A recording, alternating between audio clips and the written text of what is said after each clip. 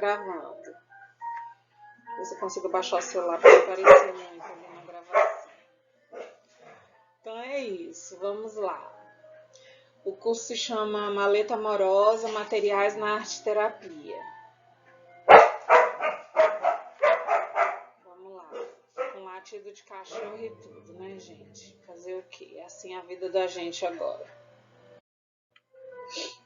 Então, o que preciso, né, para trabalhar tanto com artes no geral, quanto na arte terapia. Sem contar que às vezes a gente quer empreender, eu quero ter um ateliê, eu quero dar aulinhas de arte para criança, ou eu quero começar a fazer meus próprios desenhos, pinturas, quero mexer com modelagem, vou entrar num curso de artes, online até, mas eu tenho vontade de ter meus materiais, então esse é o momento de investir um pouquinho em algumas coisas, mas vamos investir sem gastar demais, né? Então, o que a gente precisa? Papéis, né? E afins, tintas e pincéis, lápis de cor e outros, que pode ser giz de cera também, e tem a parte da modelagem, tá certo? Tem a parte da modelagem também. Aí, o que o curso da maleta do arte terapeuta, né, o que a gente traz, né, assim, para esse grupo do arte terapeuta, né? O material expressivo básico que um arte terapeuta precisa para usar nas sessões são comuns e de fácil acesso. Aqui vamos indicar alguns materiais e seus usos, mas a arte terapia se faz com o que se tem.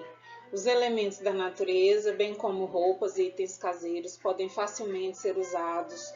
Músicas, fotos antigas, alimentos e cheiros da infância, textos e poemas, revistas antigas, aquela caixa de costura ou de preciosidades sempre são bem-vindas, né? Conchas do mar, né? Que é no caso aí da Edna que tá na praia, conchinhas, pedrinhas, tudo que a gente puder juntar, né? Faz parte do imaginário das pessoas e o arte terapeuta pode trabalhar com isso também, tá bom? Então, vamos para os papéis e suportes. Aí eu coloquei fotos de papéis coloridos, sulfite e o branco, né? Então, o papel em branco. O papel A4 em branco ou colorido são normalmente usados, né? Para desenhos, colagens e pinturas, né? Para desenhos, sua gramatura é padrão. Para colagem com cola bastão, a gramatura padrão também atende. Para colas mais líquidas, o uso de papéis mais grossos, como o canson ou a cartolina, são mais indicados. Para pintura com guache e a tinta acrílica, a gramatura padrão pode ser usada, né? E para aquarela, o papel canson tem um melhor resultado, né? Que ele tem uma grossura, ele é mais espesso, então você não rasga ele na hora que a gente precisa dar aquela mão de aguinha primeiro, né, para depois a aquarela vir e deslizar melhor, e a tinta acrílica também, ela tem um peso maior, a tinta acrílica. Então, quando você usa nesse tipo de papel canson, ele suporta melhor esse material. No caso da colagem, eu fiz um parêntese aqui para a gente falar um pouquinho das colas, tá? Então, cola branca, aí para revista e fotos, pode usar. Para papéis finos, a cola branca, pode usar, desde que com um pincelzinho, né, moderadamente. Para objetos pequenos, desde que espere secar um pouco, tá bom? Não dá para colar com cola branca e já suspender, porque senão vai escorrer. E com tecidos também, com pincelzinho também, bem, né, delicadamente dá pra gente usar. A cola bastão dá para usar com revista e fotos e em papéis finos. Com objetos pequenos e tecido, ela já não vai corresponder bem. A cola de silicone para revista e fotos e sacola de silicone fria. Para papéis finos, dá para usar, mas ela vai criar muito volume. Então, talvez você não obtenha o resultado que você queira. Para objetos pequenos, até dá, mas ela demora para secar. E para tecidos, dá também. mas você tem que calcular o tanto de cola que vai sair ali do bico da bisnaguinha. E na cola quente, revistas e fotos, eu já não aconselho muito porque ela vai causar rugas, né, no material. Para papéis finos também. Agora ela já é boa para colar objetos pequenos ali, que ela seca mais rápido, e para tecidos também. E tem também uma outra cola que eu não coloquei aqui, que é aquela cola instantânea, né, que a gente costuma chamar de cola, aquela Super Bonder, né, e outras assim de colas instantâneas. Elas servem também para tecido, para objetos pequenos e para fotos. Para revista e papéis finos, eu já usaria mais a cola branca mesmo, entendeu? Não tenho necessidade de usar essa cola instantânea. E ela também cola madeira, tá?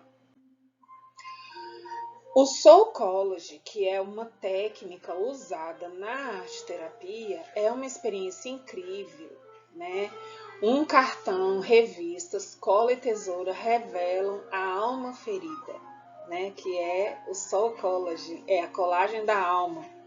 Então, dentro da arte-terapia, temos essa técnica, nessa abordagem do Soulcology, que só quem é especializado no Soulcology é que pode usar esse termo Soulcology, que ele é um termo registrado.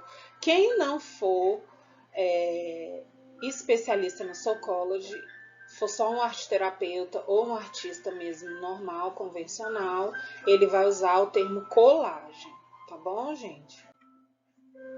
Agora nós vamos para lápis, giz e carvão. Temos o carvão, né, que tem o lápis carvão e tem um carvão mesmo, lapisinho pretinho, que é vendido. E o que usa ele também é o lápis esfumim, que é um lápis feito de papel, que a gente aponta ele no apontador, é um papel bem prensado, no formato de um lápis, que ele esfumaça, tá? As bordas do seu desenho ali, você cria efeitos, né? Tem o lápis, que a gente usa junto com o lápis grafite, né? Normal, o apontador e a borracha. Existe o lápis de cor normal ou aquarelado. No caso do aquarelado, a gente pode trabalhar com um pincelzinho junto. No caso do giz, a gente tem o giz de cera, tem o pastel ou oleoso e temos também o giz escolar, né?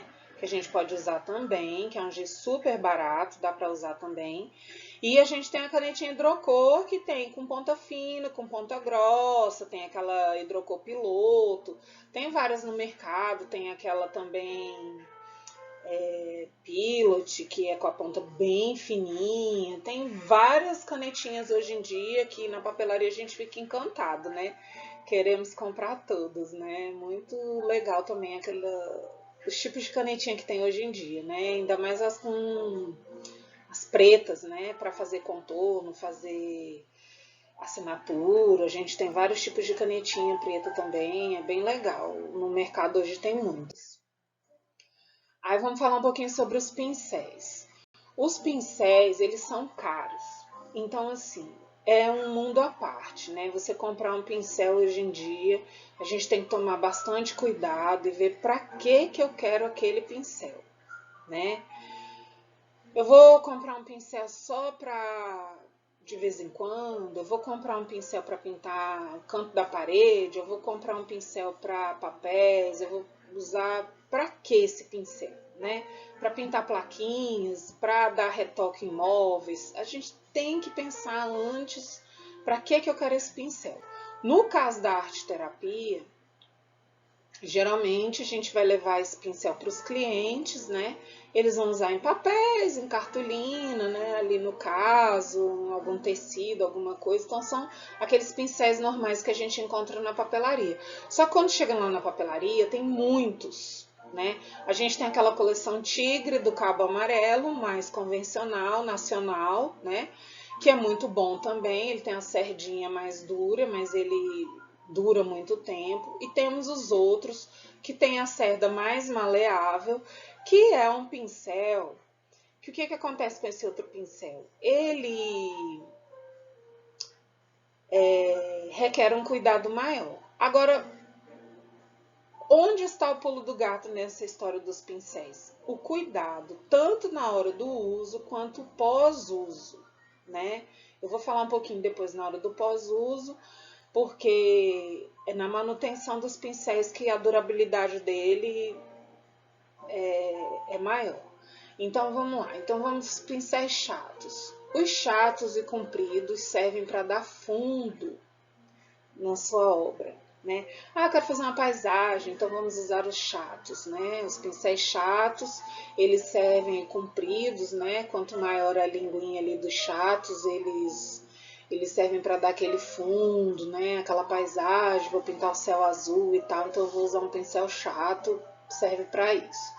Os redondos servem para preenchimento e dar forma, você consegue ter mais controle, né? Para criar folhas, volumes, maior liberdade no trabalho. Os finos, né? Os finos são os meus preferidos, né? São para dar contorno e detalhes. Cada tipo de pincel tem o tamanho, né? Tem o pequeno, mas você vai saber qual melhor se encaixa para o seu tipo de traço, porque tem uns que são longos, eles são finos e longos. Então você vai ver o que adapta melhor no seu caso.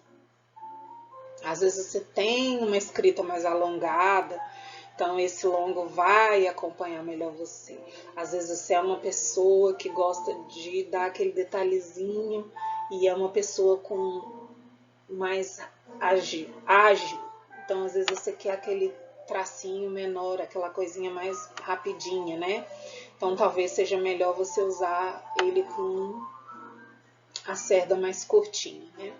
Temos o língua de gato, que é também muito legal, geralmente bem macios, são controláveis e podem trazer um melhor resultado, né, no trabalho final. E tem as trinchas, que são para pinturas grandes, em lugares amplos, acabamento nem sempre é controlado, né, que as trinchas são bem largas, tem maior volume de cerdas, né, elas costumam ser bem largas e gordinhas, né, as trinchas. E tem as trinchas mais achatadas também, né, e tem de todos os tamanhos, né, a gente encontra desde uma trincha mais fina assim, né, quanto aquelas que é quase da largura de um palmo da gente assim, né? Ela tem de todo jeito, né? E tem de vários tipos de pelos também, a trincha, né? Tem que tomar cuidado aí para o que você quer na hora de comprar. Aí vem os acessórios. Esses acessórios é o que eu estava dizendo. Na hora de ter o manuseio do pincel e o pós-manuseio deles, né? Como você vai guardar os seus pincéis, é a hora melhor, porque você vai saber exatamente quanto tempo vai durar o seu pincel. Tem gente que tem pincéis por anos e anos. Tem gente que usa o pincel e só dura um dia, né? A pessoa usa uma tinta acrílica que ela tem um pouco de cola ali nela, na base dela, e não lava o pincel, não acondiciona o pincel bem, quando vai pintar de novo, já era, né? O pincel tá perdido. Então, vamos lá. Então, a gente tem o godê. Godê é esse acessório que a gente usa para colocar a tinta e ficar com essa peça mais perto da área de pintura. E você não precisa ficar diretamente pegando tinta direto do pote. Então, você tira um pouquinho de tinta, põe um pouquinho no godê, um pouquinho de tinta de cada cor que você vai usar e coloca no seu godê. O godê tem ele em porcelana, que foi a foto que eu coloquei ali, tem ele em plástico e tem também um bloco de papel godê. Eu achei muito interessante, né, essa possibilidade que você pode usar e depois você deixa secar e você fica com aquele monstruários, né, de tintas que você usou, né, porque no caso do de porcelana ou de plástico depois a gente lava e esse de papel você depois fica com esse registro, né, ah, eu misturei tal tinta com tal tinta, né, ficou ali, então você tem... Oi, linda! Dana, tudo bom, meu amor? E aí você fica depois com aquela com aquele acervo, né, de tinta, com aquele godê, com aquele bloco de papel ali, você pode deixar secar e você fica com aquele mostruário para você, né? Aí nós temos o lavatório, que pode ser um copo, mas tem esses de plástico que ele tem umas ranhuras no fundo e eles facilitam a limpeza. Então, ele é dividido em áreas. Então, numa parte, você vai lavando o pincel ali enquanto você está usando. Depois tem uma outra parte que você já pode dar uma enxaguada melhor no pincel. Aconselho o tempo todo a gente está usando um rolo de papel toalha ou um paninho, né? Para quem quiser não abusar do meio ambiente, né? A gente pode usar um paninho. E depois você vai colocando ele ali para secar de acordo com... Ah, não vou usar mais esse, já coloca ele em pezinho ali, ele vai secando. A gente tem um gel, né, que é esse gel médium para matizar, que ele tem 2 usos, esse gel, né, que ele também eu vou explicar um pouquinho depois. Temos o suporte, né, que é esse última peça, que é para deixar secar corretamente, e os panos e o papel toalha, que foi o que eu acabei de dizer. Então, o que acontece com esse gel? Você usou, fez seu trabalho, né? Acabou, lavou todos os pincéis ali, deu aquela enxaguada no potinho, depois você levou para uma pia, né? Lavou com um detergente neutro ou um sabão neutro, né? Você pode dar aquela lavada nos seus pincéis e tal. Seca eles direitinho num paninho ou num papel toalha e depois você pode vir com esse gel médium, uma gotinha de gel e colocar o seu pincel na forma original que ele é. Essa foto que eu coloquei para ilustrar é para vocês verem como existem vários tipos de pincéis. Tem pincel chanfrado, pincel leque, pincel língua de gato, pincel redondo, pincel ali tipo aquele um garfinho, pincel chato, pincel redondo, pincel fino. Então, o que você vai fazer? Você vai buscar a forma original dele, depois que ele estiver todo lavadinho, limpinho. Passa um pouquinho desse gel e deixa ele em pezinho secando. Isso vai dar uma maior durabilidade à sua peça, entendeu? Você vai ter esse pincel por anos. Faço isso? Não, não faço. Gostaria, né? Então, tô falando isso para mim e para vocês, né? São coisas assim que a gente quer ter, né? Um ateliê perfeito.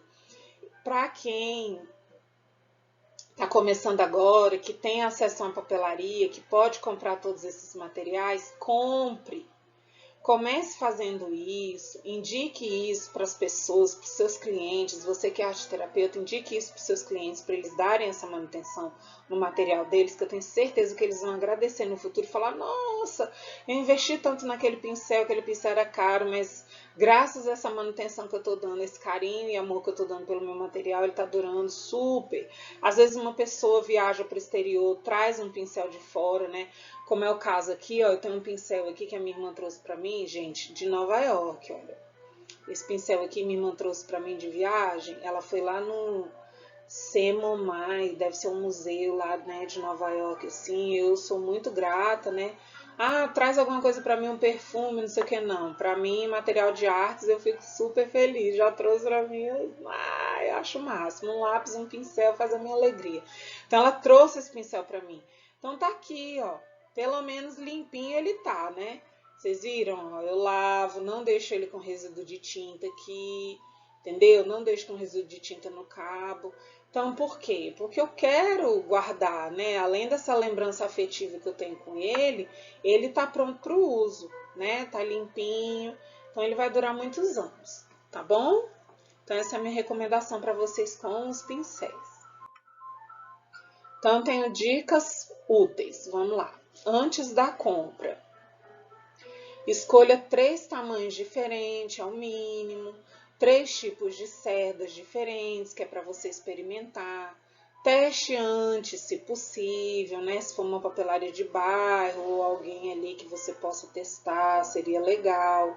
Os importados são melhores, né? Porque tem cerdas mais macias. E compre o godê e o suporte de pincéis no mínimo, né? Ou pelo menos use um potinho, um copinho, já vai ser bom.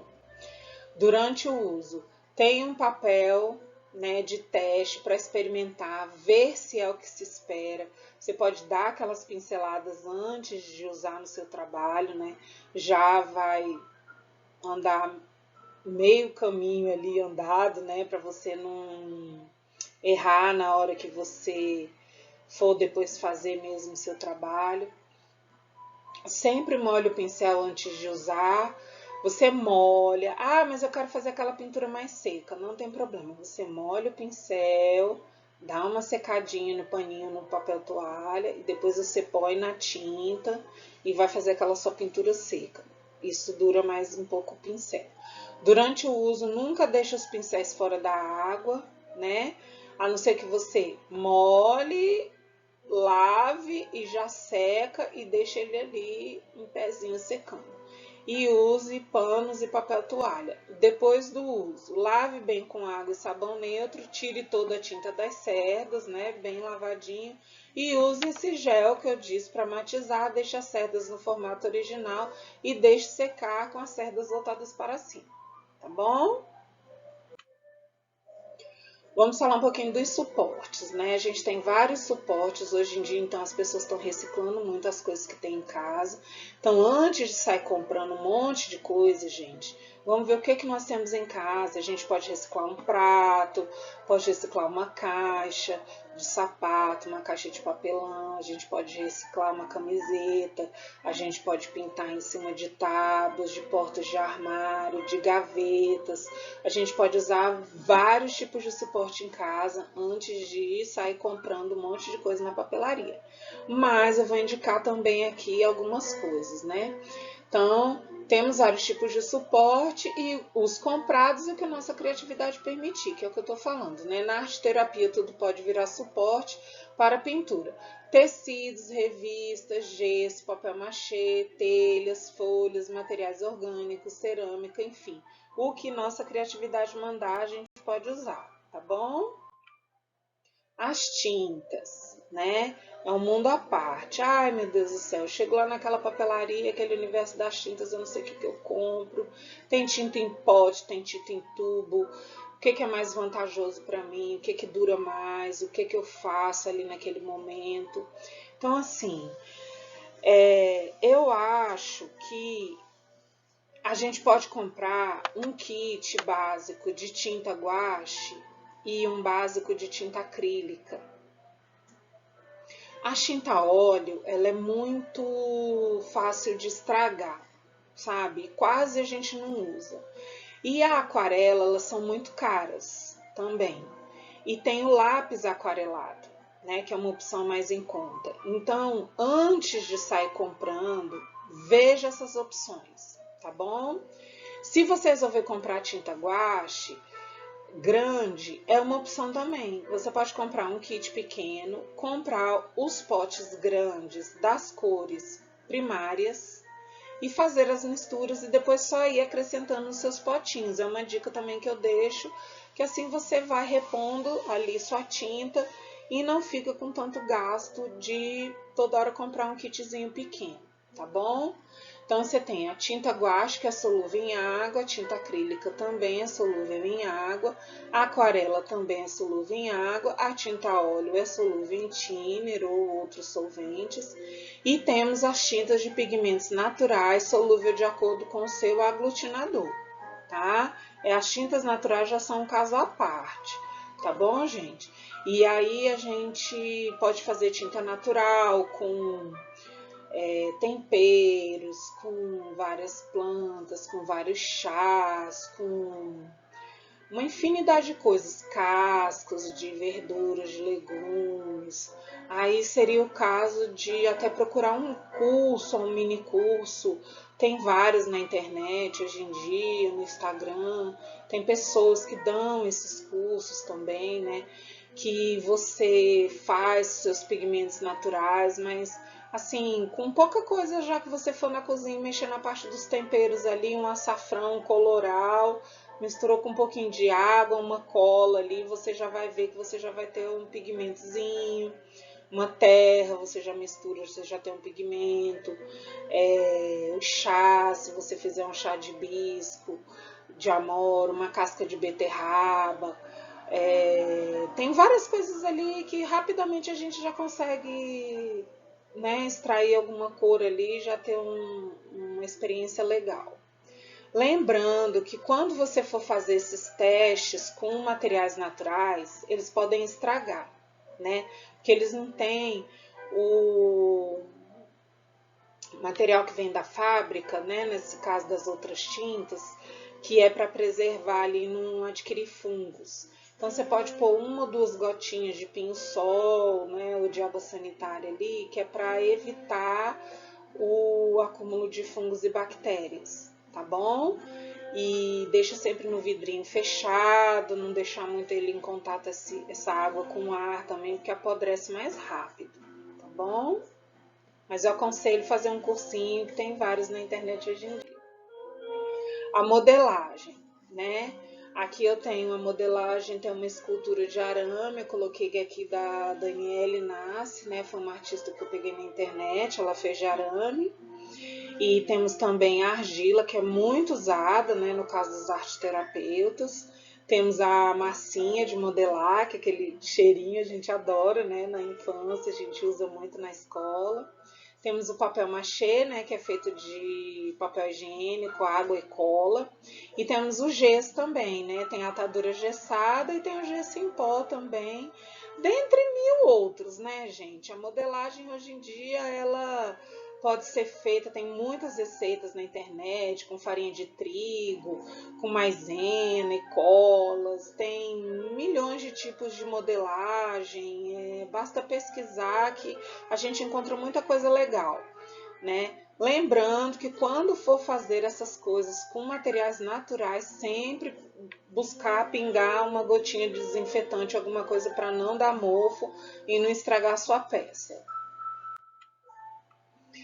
Agora as colas, ó, vamos colar? As colas são usadas com frequência na arteterapia. No mercado existem vários tipos específicos, mas o básico é um bom tubo de cola branca. Essa cola tudo. Lembro também que na falta de cola podemos recorrer à fita crepe e o durex. O que não podemos é deixar nosso cliente na mão. Criar a oportunidade de uma montagem e depois fotografar pode ser um recurso quando não temos nenhum desses materiais, né? Às vezes, a gente quer fazer agora uma mandala com flores da natureza, ou coisas, ou pedras, ou coisas que vão ficar pesadas, não tem como colar.